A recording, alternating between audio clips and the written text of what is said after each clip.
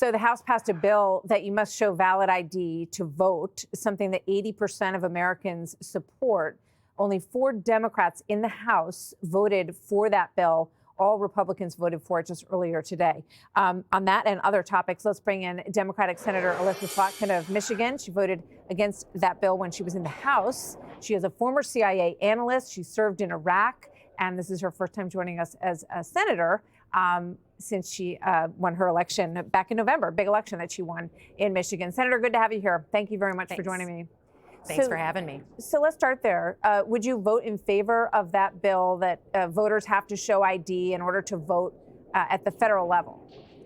Yeah, no, I didn't vote on it in the House, and if it comes to the Senate, I won't vote on it for the simple reason that it requires, again, a specific list of ID that you can use at the voting booth. Your driver's license is not good enough. You either have to use your birth certificate or your passport. Well, 60% of Michiganders don't have a passport. And for 80% of women in this country who are married, they've changed their name from their birth certificate. So it makes it harder to have women vote, makes it harder if you don't have a passport. I'm all for keeping non-citizens from voting in our elections. Why not just amend the bill to make sure that you can use your license and then, vote, say you'll vote, would you vote yes for that? Well, for sure. If there was a way to make it, it doesn't seem like it should be that complicated to show your license to vote. It's not. We tried. We tried. When we voted on it in the House, we said, hey, man, just change it, amend it. We're willing to work with you. We don't want non-citizens voting, and there's penalties against that, and that's including because never some becoming states a allow citizen. people who are here not legally to have a driver's license, so they want some form of backup. But do you believe that do you have a problem with people having to show ID to prove that they're valid American citizens to vote in this country? No, and we already have that. I mean, in the state of Michigan, you have to be a citizen just to be able to vote and get on the voter rolls, period.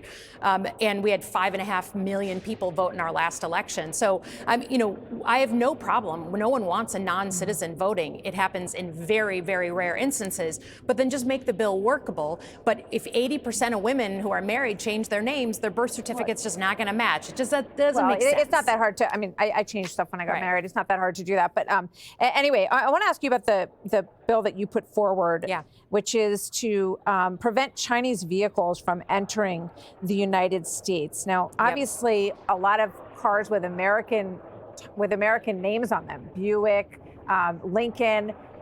A lot of those cars are made in China, and then they come over here and have an American label on them. How would this work? Yeah, so the most important thing is that the Chinese vehicles that are out there, there's a big company called BYD. They are, most of the time made in China, but what's really important is who is getting the data that those cars are collecting.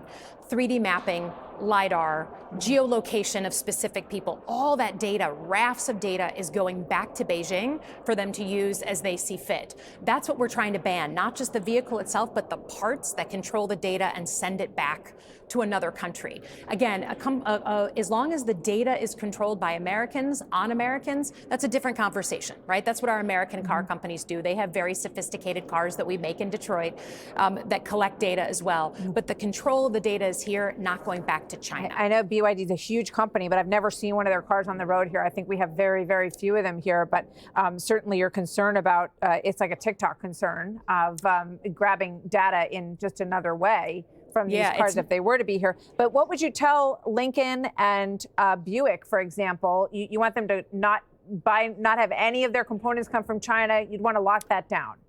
I say if you have components that are allowing the Chinese government access to American and America data, we have a problem.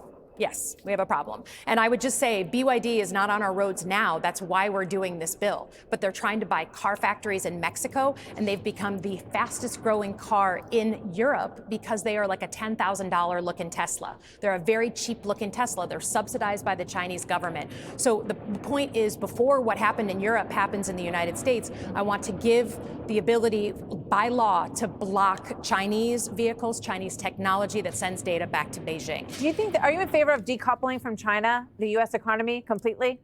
Oh, I think we learned during COVID that we were very overly reliant on China. I think that was a huge problem, not just in, buying a couch or a phone or something, but also even some of our military equipment we realized had origins in China.